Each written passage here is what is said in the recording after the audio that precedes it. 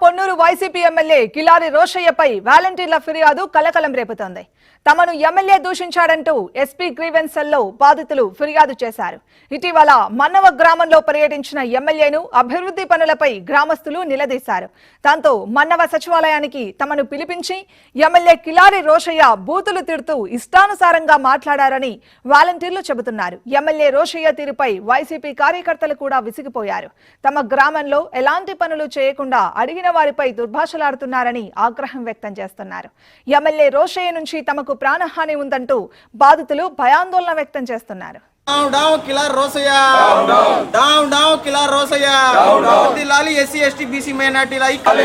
ఎస్సీని దూషించిన MLA వెంటనే బర్తరఫ్ చేయాలి. ఎస్సీని వెంటనే దూషించిన ఎమ్మెల్యేని బర్తరఫ్ చేయాలి.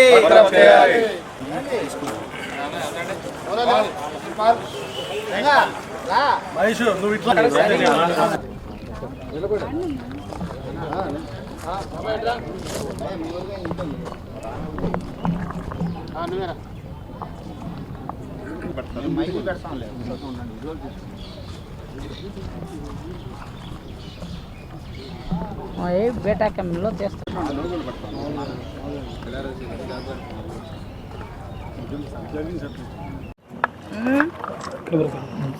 గుంటూరు జిల్లా పొన్నూరు మండలం మన్నవ గ్రామం. మా విలేజ్లో మేము వాలంటీర్గా చేస్తూ ఉన్నాము.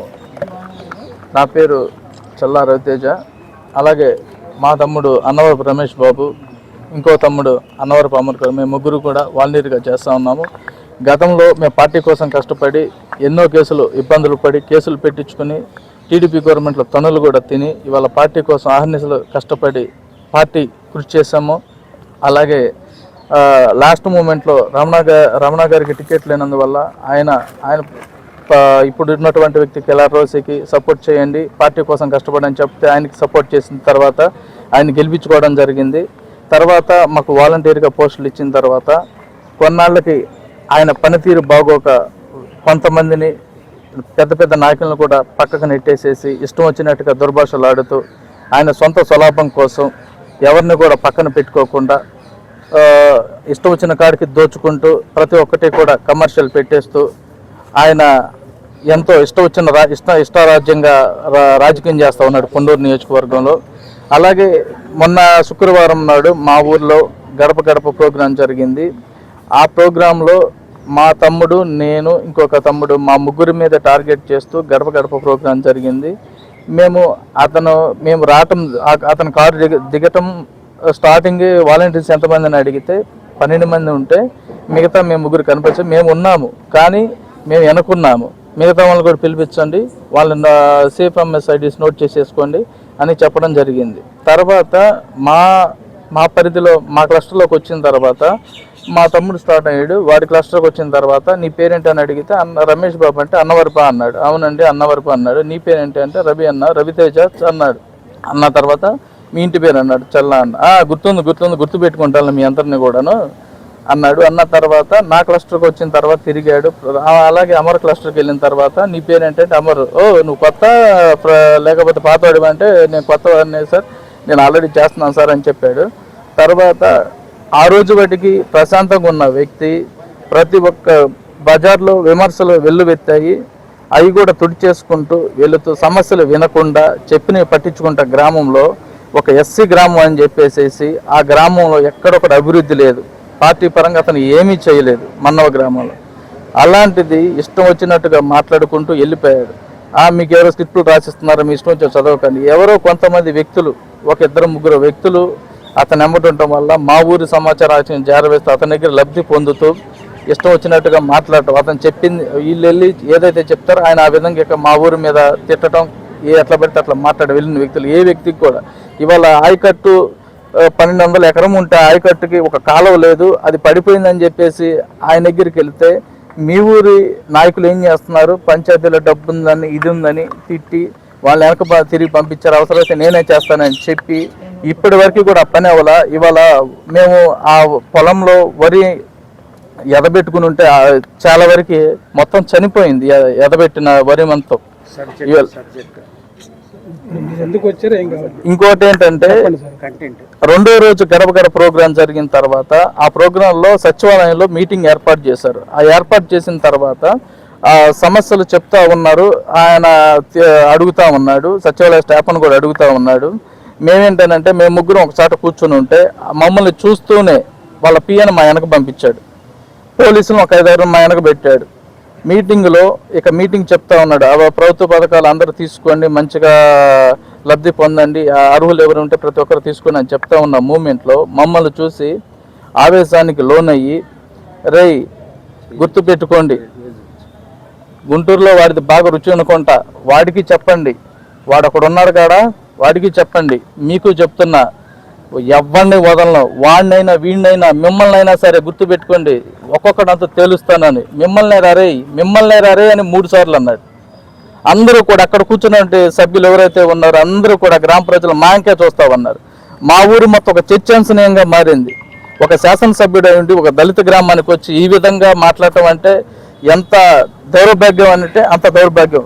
కష్టపడి గెలిపించుకున్నందుకు మాకిచ్చే విలువ ఇదని మేము ఆయన అడుగుతా ఉన్నాం. అవసరమైతే ఎమ్మెల్యే గారు ఏంటంటే మేము రా వెంకటరమణ గారితో సన్నిహితంగా ఉంటాము. ఆయన పార్టీ కోసం గతంలో కష్టపడి వాళ్ళ పార్టీని నిలబెట్టాడు పొన్నూరు నియోజకవర్గంలో.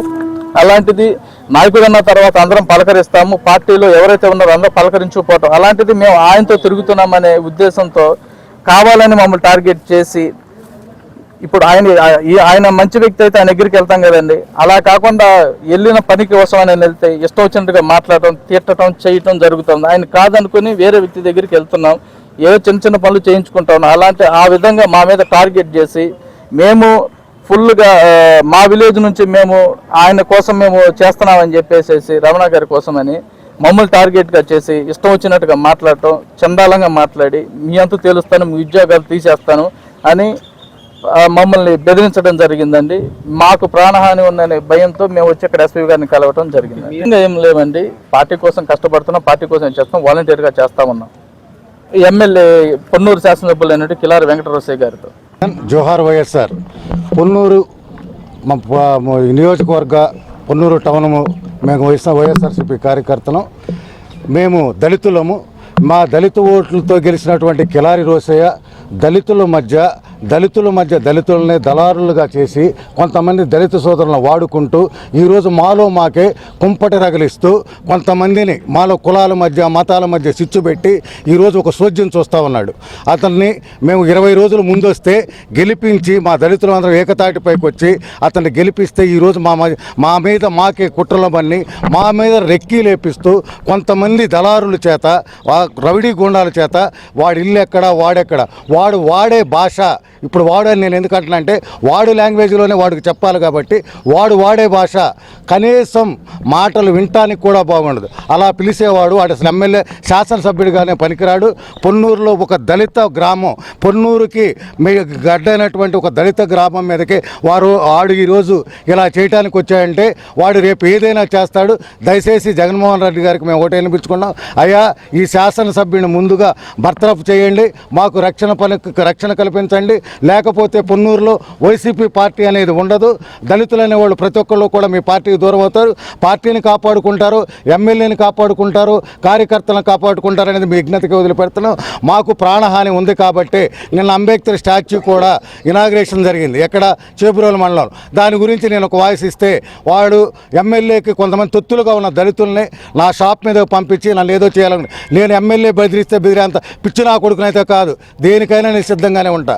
కాకపోతే పార్టీ కాపాడుకోవాలి, ఇక్కడ పార్టీ శ్రేయస్సు ముఖ్యం, మా మాల జాతిని కాపాడుకోవాలి, మా మధ్య కులాల మధ్య ఐక్యతతో మేము ఈరోజు పెరుగుతున్నాం. వీడు కులాల మధ్య చిచ్చు పెడుతూ ఎస్సీ ఎస్టీ బీసీ మైనార్టీ ముస్లిం సోదరులందరినీ ఏకతాటి పొందాలి, విభజించు పాలించు అనే ఒక సూత్రంతో ముందుకెళ్తూ మా మధ్య మాకు కొట్లాట్లు పెట్టి దోచుకో అనే సామెతగా ఒక్కొక్క పనికి ఒక్కొక్క రేటు కట్టి ప్రతి ఒక్క విషయంలో కూడా పొన్నూరు నియోజకవర్గ ప్రజల్ని ఎలా వేధిస్తున్నాడు అనేది మేము సాక్ష్యాధారాలతో కూడా నిరూపించాం. డిబేట్కి రమ్మంటే రమ్మనండి. పొన్నూరు అంబేద్కర్ సెంటర్కి ఓపెన్ ఛాలెంజ్, దేనికైనా సిద్ధమే. వాడా మేము తేల్చుకుంటాం. దౌర్జన్యం చేయటం ఎంతో ఇది కాదు. రమ్మంటే చూసుకుంటాం. దేనికైనా సిద్ధమే. ఒక్కడనే రమ్మని ఒక్కడనే కూర్చుంటా. అతను చేసిన 5 సంవత్సరాల అవినీతి మొత్తం నిరూపిస్తాం. జగన్ గారు, మీరు పార్టీని కాపాడుకుంటారా లేకపోతే పార్టీని పొన్నూరులో తగలబెట్టేసుకుంటారా అనేది మీ ఇష్టం. మేము ఎన్నోసార్లు ఎంతోమంది పెద్దల దగ్గర కలిసాం. ఇప్పుడు కోఆర్డినేటర్లుగా, ఇన్ఛార్జీలుగా, సలహాదారులుగా ఉన్న ప్రతి ఒక్కరికి 100 సార్లు కలిసాం. పొన్నూరులో పార్టీని పట్టించుకునే పరిస్థితి లేదు. రాబోయే రోజుల్లో మీరు కూడా వదిలేస్తే తగిన మూల్యం చెల్లించుకోవాల్సి వస్తుంది. జై భీమ్. నేను రాజకీయంలో ఉన్నానంటే రావి వెంకటరావు గారి వల్లేను. నేను ఈరోజు కూడా ఆయన ఫోటో పెట్టుకునే ఈ రోజుకి నేను ఎలక్షన్ ప్రచారం చేసుకుంటున్నాను. నేను రావి వెంకటరావు గారు మీకు ఎంత ప్రయారిటీ ఇచ్చాడో నేను అంతకంటే ఎక్కువ ప్రయారిటీ ఇస్తాను. కానీ నేను ఏ రోజు కూడా ఆయనకి వ్యతిరేకంగా వెళ్ళను అని మాకు హామీ ఇచ్చి మా దగ్గర మాట తీసుకుని ఆ రోజు ఎలక్షన్ చేసుకోవడం జరిగింది. మా చేత పని చేయించుకోవడం జరిగింది. గెలిచిన తర్వాత మీరు రాయి వర్గం, మీరు నాకు అవసరం లేదు అని కేవలం మమ్మల్ని టార్గెట్గా చేసుకుని ఈ 4 సంవత్సరాల నుంచి అనేక ఇబ్బందులు పెడుతున్నాడు. గతంలో నా భార్య ఆ ఊరు పంచాయతీ సెక్రటరీగా పనిచేస్తుంటే టీడీపీ నాయకులతో చేతులు కలిపి మా ఆవిడని సస్పెండ్ చేయించాడు. అయినా సరే అన్నీ భరిస్తూ వస్తున్నాము. ఈరోజు మా గ్రామం మొదటి నుంచి కూడా టీడీపీతో ఎంతో ఫైట్ చేసి మేము ఈ పార్టీ నిలబెట్టుకోవడం జరిగింది. అలాంటి గ్రామంలో టీడీపీ అక్రమాలకి, టీడీపీ భూ కబ్జాలు చేస్తున్న నాయకులకి తొత్తుగా పనిచేస్తా వారి మీద కేసులు పడనీయకుండా కాపాడుకుంటా ఆ గ్రామంలో వైసీపీకి కీలకమైన నాయకులైన మేము మా మీద అనేక విధాలుగా వాళ్ళతో చేతులు కలిపి ఇబ్బందులు పెడుతున్నాడు.